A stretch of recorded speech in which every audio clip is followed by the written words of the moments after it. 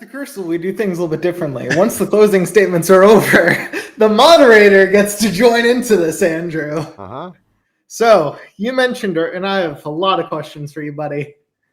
Earlier in the debate, you mentioned that Republican housing policies... Yeah, but hang on. Just so you know, Corinth, right? And I want to make this unequivocally clear. I don't care what you have to say. Let's move on to callers.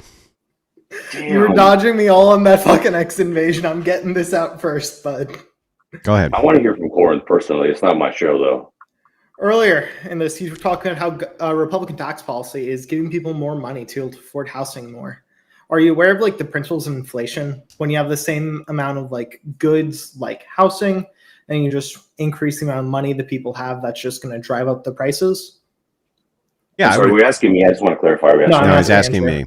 Okay. Yeah, so the idea here being supply side, that if you have more houses, it drives down costs. If you have less houses, it drives up costs. Is that correct? Yeah, and that just doing tax policies to give people more in their bank account doesn't do anything to fix it. Yeah, but you would have to demonstrate that there's actually not enough housing, which would be here if we got rid of the illegal immigration problem, which is here. And I would argue that there's plenty of housing. And in the areas in which more housing needs to be built, the people who have the highest economic means tend to build themselves additional housing to move in and sell their old houses. And there are plenty. The market flips. There's plenty of available houses right now, just depending on geolocation, which are highly affordable. Yes, people will have to move around, but they've always had to. Yeah, so there are like cases in which this works out where people just need the money to go to live in like a rural area. But in urban areas where they're generally approaching population maximum for their housing, things like increasing the amount of money they have after taxes isn't going to help people afford housing. That's a case where it does. It just doesn't. Okay, so I think you're conflating two different things.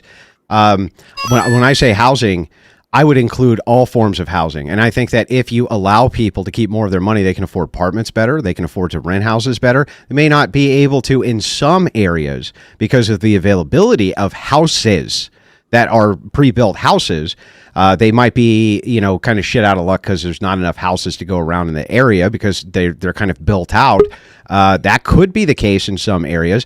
But by the way, if you're built out in an area on housing, you can't add any more to it anyway, even if a government policy is to add more. In these like government policies, you're adding